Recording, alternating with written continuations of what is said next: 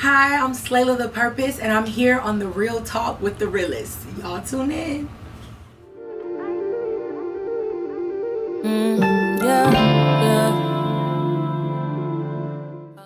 Slayla, we got you on Real Talk. What's going on? I know, I'm so happy to be here. I'm nervous, but I'm just really happy to be here and to just, tune in. I've been waiting to get on the show for a while. I've been tuned in for a long time, so. I appreciate that. I really do, for real. Mm-hmm. I'm super glad y'all reached out. It's like, let's get it going. I'm like, it's a done deal. Let's knock it out, Listen, you had to be my first stop in Nashville for sure. Appreciate There's that. Nobody else I would have interviewed with but you, for sure. I really appreciate that, for real. Of course. But you're in Nashville. That's how me and you met and everything. So for those that do not know Slayla, let's go ahead and take it back a little bit. Okay. So can you go ahead and give us like a little bit about your background, like where you came from, where you're from? Yeah. So I'm originally from Atlanta, born and raised. I am 25 years old. I currently am a full-time artist / songwriter. But I work for my dad. We got a family business, so I work for him as well. But obviously my priority right now is investing in my dream and really just putting my best foot forward with this music. But that's pretty much it. Went to Tri-Cities High School in Atlanta, Performing Arts High School. A lot of great people came out of that school. Shout out Outkast, shout out Escape, shout out Bangladesh, the producer, shout out Keenan from Keenan and Kel. It was like Hollywood High. Wow. Yeah, it was like Hollywood High. So did 4 years there. I was in musical theater and drama double major. Graduated obviously and came to Nashville on a theater scholarship to Tennessee State University, and it was one of the best decisions of my life. And now here we are. Wow. Yeah. I am kind of in awe about this Starless at your high school. Oh yeah. Outkast. Little baby went there too. He didn't graduate. Word? Yeah, he went to Tri-Cities for a little minute. I think he got kicked out or something. I'm not sure, but I've heard that he did go there. So is that kind of a school, if anybody is in that kind of creative field or passion, they kind of know to go to? Well, okay, so the school is in East Point, so it's in the projects. And it's called Tri-Cities because the neighboring cities, it's Hateville, College Park, and East Point, and all of the inner city kids go to that school. But there's a magnet program, and if you're not zoned for that school and you want to do performing arts, theater, dance, orchestra, band, acting, whatever, even theater tech, building sets, learning how to do lighting and things like that, you come to this school to get it. Because not our professors, but our instructors are they didn't treat us like kids. It was very, very rigorous, it was like a family, but it was also very competitive. Because the school is in the hood and a lot of the suburban kids that come to the school for the performing arts program, there's always kind of a disconnect sometimes. I can see that. So we were a little bit segregated, but I was the person that I was cool with everybody. I didn't care who you was, where you came from. You was from the hood, not from the hood. I talked to everybody, so I was pretty much cool with everybody. It was a great experience. I feel like it taught me a lot about myself, just as an artist. I remember one thing that one of my instructors told me. He always told me, and it stuck with me my entire life. He always told me to be a warrior for your truth. He was be a warrior for your truth. Stand behind whatever you believe. Stand behind whatever is honest and true to you. And I think about that every time I write a song, every time I'm deliberating on what single I should put out or what music I should put out or anything that I should put out. I'm always is this authentic to me? Is it honest? So that school, it was hard, but it made us some beasts. So. And it was, imagine going to the school Outkast, went to, we walked the same hallways, same rooms, you had some of the same instructors, Do they have any of the murals or anything if they made I know Outkast they had good album gold albums and stuff did they have any murals showing any tribute? What's funny is in the Magnet building, in the Performing Arts building / Magnet building, when you walk in, we have we call it we never really gave it a name, but amongst us we would just kind of call it the Hollywood Hall of Fame. So it was just pictures of everybody that's made it along the hallway. And everybody, when we were in school, we would be oh, I gotta get on that wall. For us, making it is making it on that wall. It's D Woods up there from Denity Kane. She went to Tri-Cities. Saquon Singblow. I don't know if y'all seen the Tony Awards, but Jakina Calacango that just recently won the Tony Awards, she graduated from Tri-Cities as well. So all of them are on the wall. And every day we were reminded, like, y'all got some big shoes to fill. Like, right. Like, I'll be in this school, like, I gotta be the best. Legit. Yeah, for sure. And sometimes they would come back. Like, we did, we were on the episode of Real Housewives. Candy Burris came back. I think she, like, gave a check or something. But she came back. I was on that episode. If y'all ever go back and watch it. Yeah, tap in.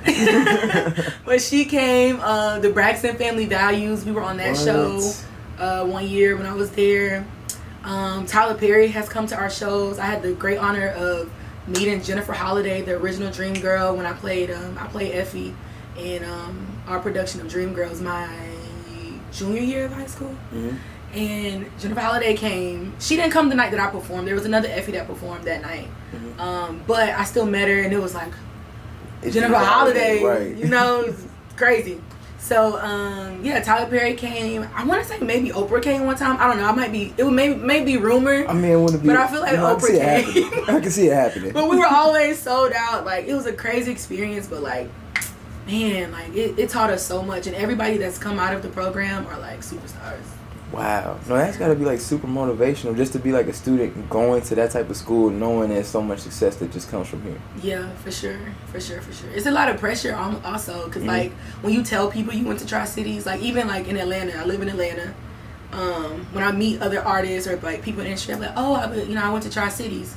Because, you know, anytime somebody asks you where you from, you say Atlanta, they're like, oh, like, what part? Yeah. Oh, I'm from South Side or whatever, East Side, West Side. And then they'll be like, oh, what high school you went to? And then if you say Tri-Cities, they're like, Tri-Cities.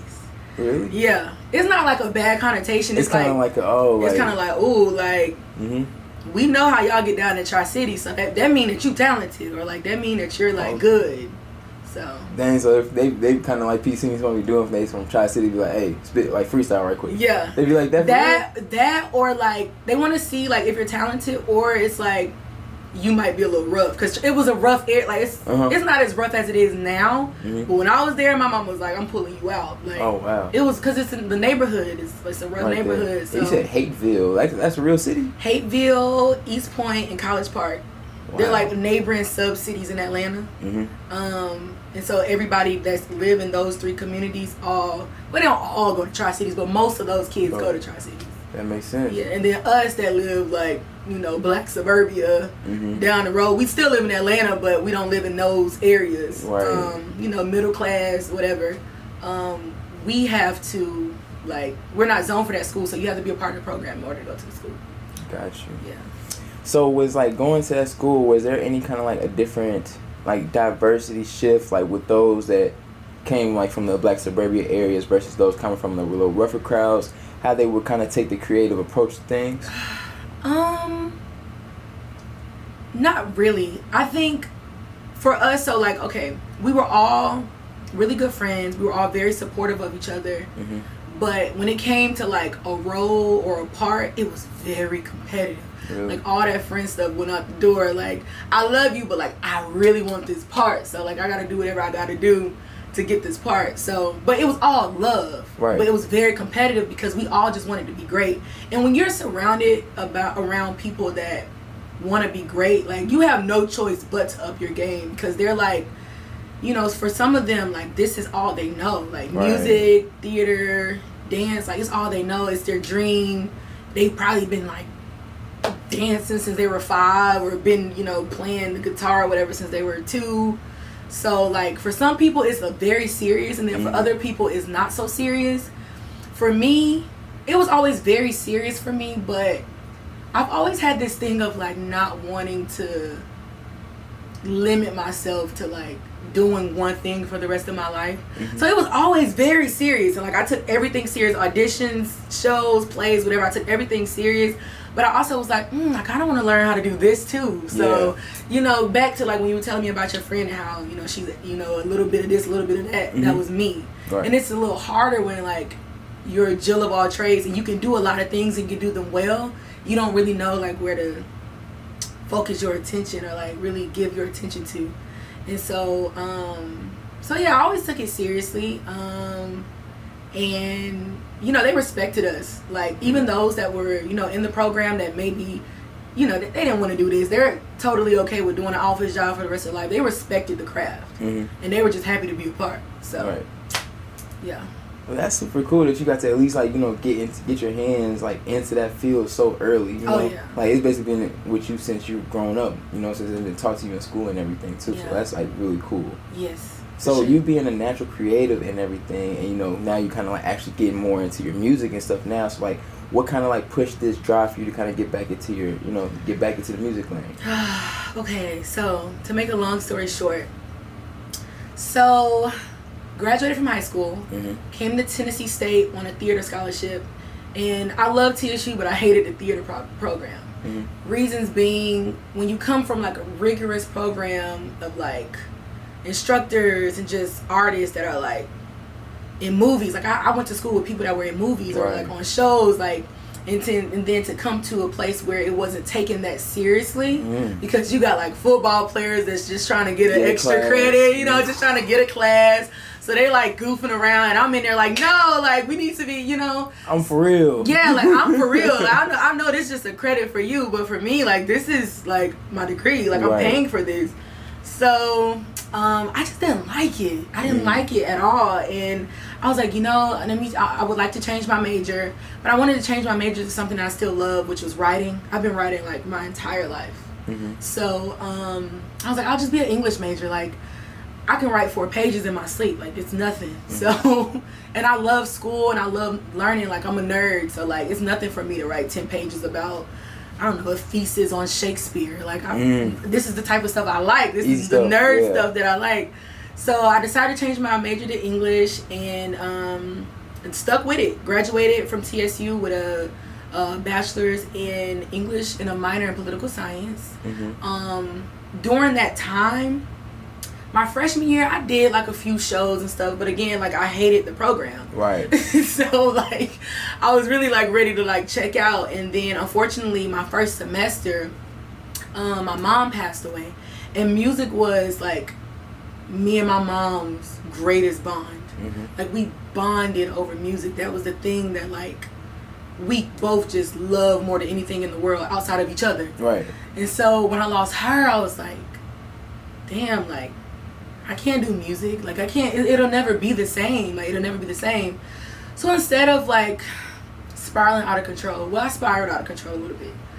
You know, you got to. You was a little bit, you know. But you back now. You feel me? Yeah. Like I just decided to refocus my energy more into like school, and so I got involved in SGA like my sophomore year and.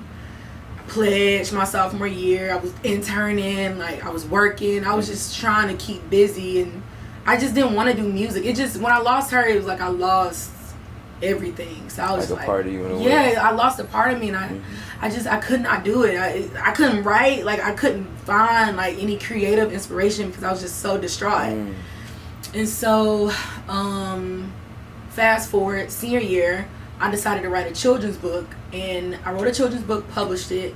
I was like, 21? And I wrote it primarily because my little sister, at the time, I think she was, I don't know what grade she was in, but she was struggling with reading. And I was like, I gotta get this girl to learn how to read or to like at least get better with reading. So I was like, maybe like it'll be cool like if I wrote a book and like maybe had her in it, like if she saw herself in it, maybe she would like to read. Because, you know, like this younger generation, they care about it, like tablets and Roblox. And I'm like, girl, pick up a book. So I wrote a book. She was in it. I dedicated it to her and my mom. And she loved it. And I really feel like it helped her really, like, just find confidence in herself. And I wanted to just kind of show her, like, you know, if you're struggling in something or if you feel like you don't see yourself in something, then put yourself in there. Like you can be your own artist. You can create whatever reality that you want to have. You can create whatever, what's the word I'm looking for? You can create it, basically is what I'm saying. Like don't limit yourself or don't let nobody tell you can't do something. If you're not good at it, if you're not good at something, like right now, I'm learning how to play the guitar. I've been playing guitar since January 11th of this year. And so, playing guitar for since January, and so It's been difficult, you know, obviously, because like it's hard. You're like, my fingers aren't used to moving that way or like stretching, so like my hand be cramped. I be getting like rough, you know, my fingers be rough and calluses. Calluses and stuff. And I'm like, you know, so what I've started doing is just kind of figuring out my own way of learning how to play it. And what I'm learning is, instead of like watching videos of, oh, this is the E string, pluck the E string. Right. What's easier for me is learning songs. Oh, okay. Specifically, like my favorite songs. So like right now, well, I know how to play Prototype by Outkast on my guitar. I know how to play Sweetest Thing by Lauryn Hill. Shout out to Lauryn Hill. She's on the shirt, okay. She's my idol. I know how to play, what's that? I know how to play this Marvin Gaye song. I can't remember the name of it. But I know how to play, you know, all these songs now. And so I just wanted to show her that. So fast forward, graduate from TSU, get offered a job to move to New York for 2 years, working for one of the largest political organizations in the world. Hop in my U-Haul. Drive 17 hours from Atlanta to New York by myself. Oh no. Moved to New York, and I realized I hate corporate life. I agree. I hate corporate life. Like, I hated the routine of just every day. Wake up, brush your teeth, wash your face, get on the subway, go to work, get off work, dog tired, gotta cook, gotta work out. I got a dog, so like I gotta walk my dog. And I was like, I hate this. And so I realized, like, and really the pandemic allowed me time to really reflect and like recenter my energy and really like refocus and figure out what I actually wanted to do in my life, because I never really wanted to work for anybody for the rest of my life. Yeah. But I also wasn't really ready to do music because I wasn't really ready to face the loss of my mom and all of that. So when I started back doing music during the pandemic, I was like, I'm gonna just be a songwriter, you know, I'm gonna just write. And I was writing, and I got lucky enough to get a team. I got like producers, writers, engineers, like everything just started aligning. Right. It's crazy. God's like timing. everything, like people just started like coming into my life so organically. It wasn't forced, it was very organic. And I was like, oh, this is what I'm supposed to be doing. I was never supposed to be in a cubicle. Right. And so I'm like everything has been working out since then. So I'm like, oh, this is exactly where I'm supposed to be. Like, this is for sure what I need to do. And through that process, like, I was grieving. I was grieving through it, like just writing songs and listening back to myself, because like now that I'm an adult and I have an adult voice, like I sound just like my mom, and she was a singer. So when I'm listening to my music, I'm like, that literally sounds like my mom, like singing on the track. It's crazy. So it was therapeutic, but it was also like I was grieving for sure. And like now I'm a little better and I'm a little comfortable. I feel like I'm more confident now in my music and like my process and everything. So that's really good. I'm glad to hear that you're kind of, you know, back a little more stable, you know what I'm saying? Because I understand how rough that could be, you know, taking a loss like Life's that. hard. You know? Life's hard, bro. Yeah. But the fact you kept pushing through it, and I feel like you're kind of like, when you're saying you're hearing yourself back and you kind of hear her voice, it's almost like in a way like she's kind of speaking through you, you know? For sure. And you're seeing all this stuff is starting to align organically through, like, just natural and like what's the word? Encounters. That's what I'm looking for. Right. Natural encounters. Nothing's been forced. I feel like all this stuff is destined for you, you know. Oh, for sure. And like it feels that way. Like just the way everything happened. Like I had reached out to my uncle who was an A&R at Grand Hustle. Well, he's a producer, engineer, and A&R at Warner Brothers. But he works at Grand Hustle. My bad. I have this thing about like not. I'm so like anal about being independent. Yeah. I hate that about myself because it's like I need to ask for help, but I don't want to ask for help because I want to like get it out the mud, like you know. I feel that. And like I'm still doing that because he, you know, has definitely not made it easy for me. But basically, he put me in contact with some people, some producers that he knew. Shout out to Hannibal and Team MFN. He introduced me to Hannibal. Hannibal introduced me to another artist named Cold Love. Shout out to Cold Love. And Smoke and everybody at Speedy Express. You got a nice little list. You going crazy. Yeah, it's like I really like created a family around me. It's amazing. And so once me and Cold Love hooked up and started working together on music, everything from there just like took off. And then like here we are putting out music and singles and all types of things. So So you've been looking forward to like since you like finally starting like actually getting in touch, you know, actually working and collabing with a whole lot of people, and you're developing your team and stuff like that, is there anybody you're actually out here looking forward to collab in your future? Not right now. I have so much respect for so many artists that aren't even like mainstream, but to me they're mainstream, because to me, like, as an artist, I respect any artist that is like first like creative. Like, I love creativity. Smino is one of like my favorite rappers right now because he's just so creative. Like, even his captions on Instagram are like creative, or like the way that he likes to like use his name Smino, and like he uses it in different ways. Like, he'll use it as like a verb, or like he just plays around so much with it, and I just think it's so creative, and I love that. So for me, because I feel like I'm still finding myself and my sound, I'm not quite ready to collab. I have collabed in the past, and I wrote a hook and sang on a hook for Street Poet. Shout out to Street Poet. But I don't know, not right now. Like, in the future for sure, but I have to get a little bit more comfortable with what I'm making before I can just start mixing energies. I feel that. But that's actually good that you already kind of have that in you to know, like, all right, maybe not right now. Because, you know, some people, as soon as they start making a song, they ready to jump on everything. Yeah. So that's really good that you have that approach to be like, all right, you know what, not right now, but I know I'm going to get there. Right. And I don't want to sound like anybody or, like, really mimic anybody. Like, of course, I have my influences that I pull from musically, but, like, I still want to just kind of have my own sound and my own voice that reflects, like, who I am as an artist right now. Because I feel like, you know, it'll evolve. For example, like Kanye West, Donda isn't Kanye West. Yeah, that's a different. College Dropout. You know what I mean? Like, he's evolved, like, as a man, as an artist. The music's different. The way he raps is a little different. The production is definitely different. You know, crazy. So like, yeah. So like, for me right now, I want to get comfortable with who she is and figure out who she is and grow and develop that girl, and then I can work and collab with other people. Bet. Well, I got a couple more questions for Slayla. Okay.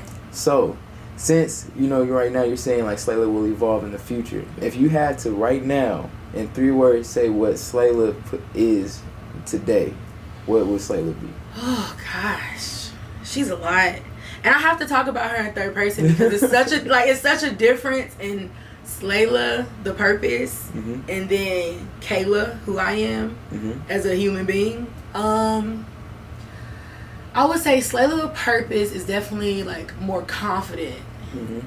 I feel like if I would have came out as just like myself, like, I'm confident, but like, I'm not so like extroverted as people think that I am. Like, Slayla The Purpose is like my scapegoat for like being that radiant light that like I'm scared to be just in my everyday life because I'm just such like an introverted person. But I would say Slayla is definitely more confident. She's confident. I would say she's creative. Slayla The Purpose, she'll try anything. I've made so many different records. I got like some house music. I got some soul. I got some rappy stuff. I got some trap stuff. Like, I've recorded a lot of music, and I've recorded all types of music. And Slayla is not afraid to like try new things and like put herself out there. Like, she's not at all afraid of that. So I would say fearless, creative, fearless, and confident. I like those 3. Yeah. Shout out to Slayla The Purpose. Did Slayla like the house music Drake tape? Slayla loved the house music Drake tape. Yeah. I like you that. know, and I'm happy. I love Drake. I have so much respect for him as a writer, as a rapper.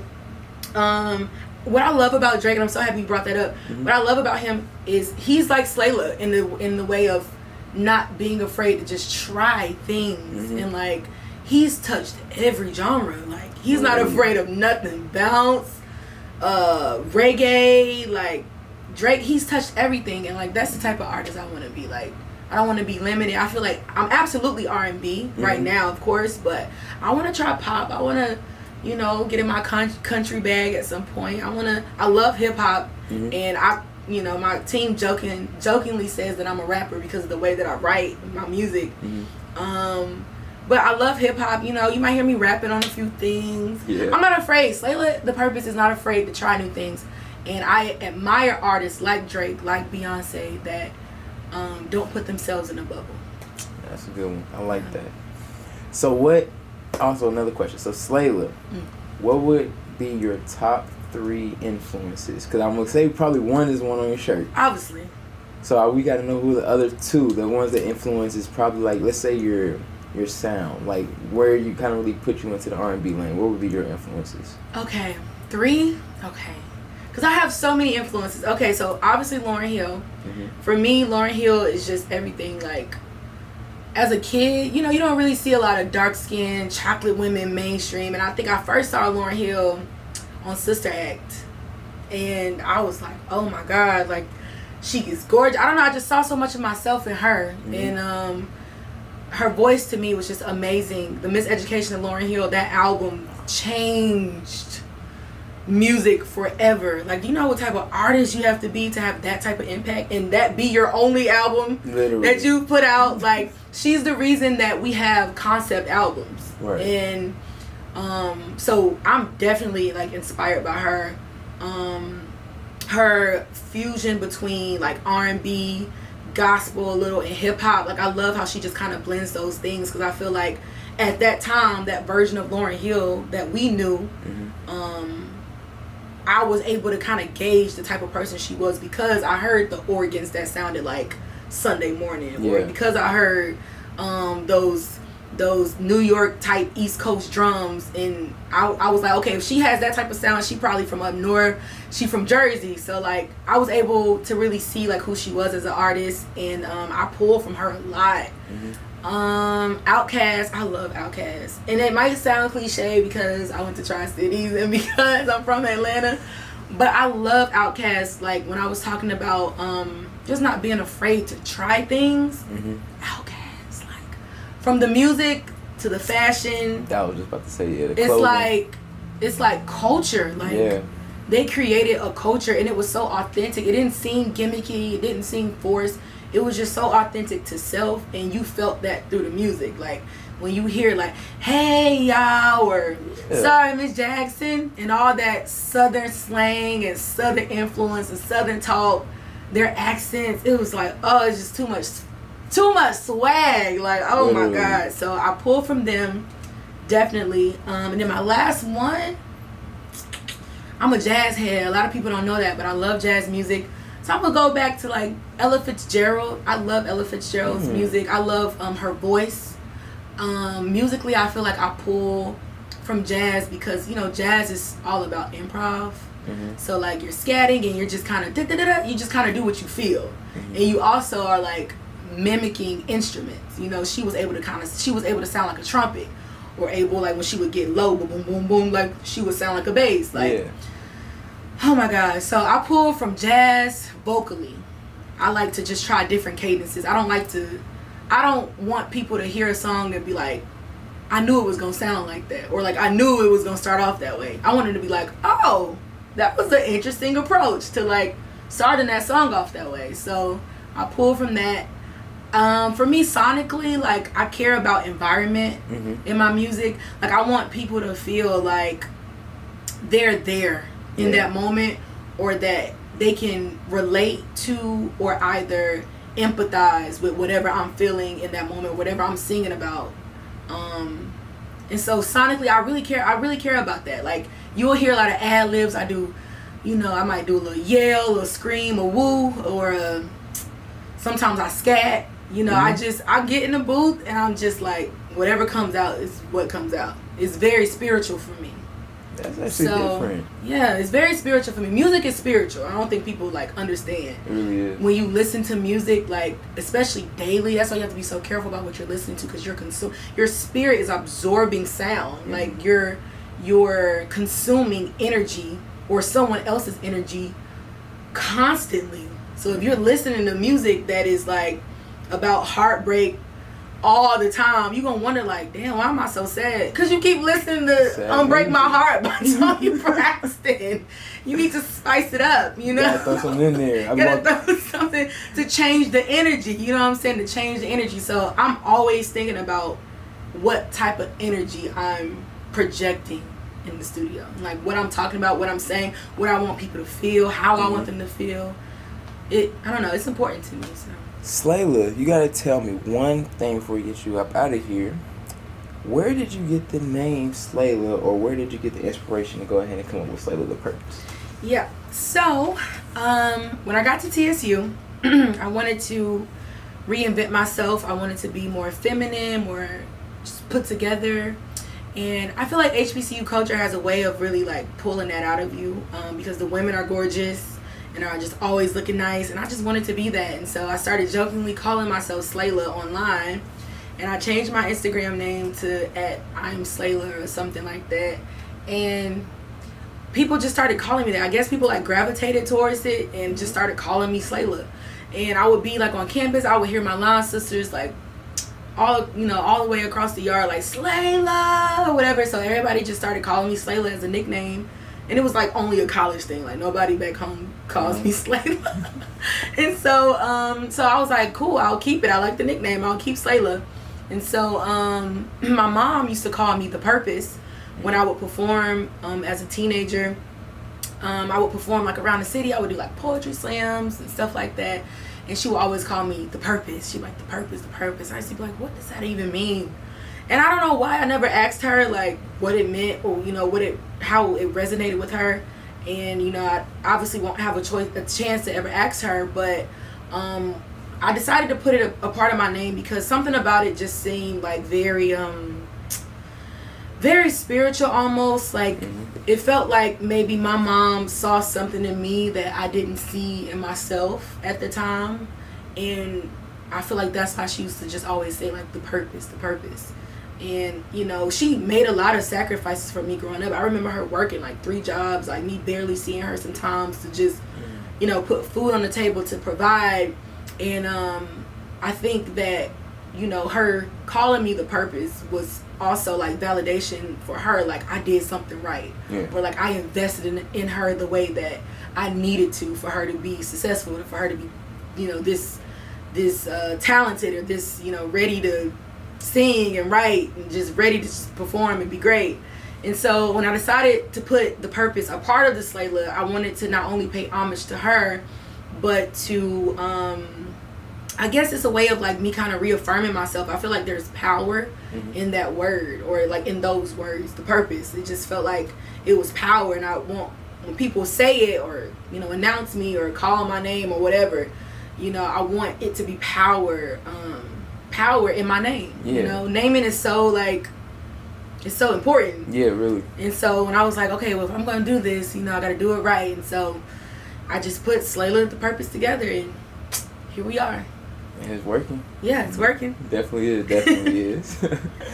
So before we go ahead and do anything else, I do want to ask you, like, do you have anything like upcoming that you can go ahead and kind of give us a sneak peek about? Like, you got anything on the way? Absolutely. So I've been working for a long time on, well, it ain't been that long, but it's felt like it's been long. I'm working on a project that's coming out in December of 2022.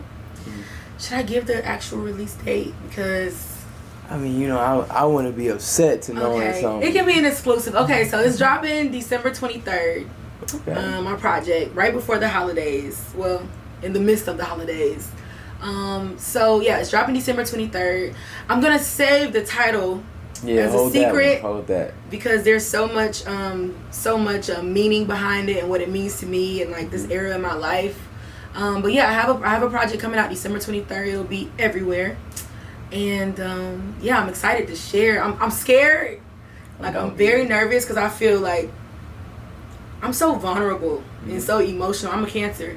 I'm so emotional, and like my lyrics be like so vulnerable, and like people get to just see like who I am, like just my humanity. It's weird because I try to like keep that for myself, or at least for like the people that I love, and like I want to share that with. So to just be like an open book to the world, like, that's different. It's nerve-wracking. Ugh. But I'm excited. Nonetheless, I'm excited. A lot of people don't even know that I can sing. I know a lot of TSU people don't know because, again, I didn't do any musical things in college. But all of my high school friends, they're like, oh my God, I haven't heard you sing in years. Like, we're ready. We want to hear it.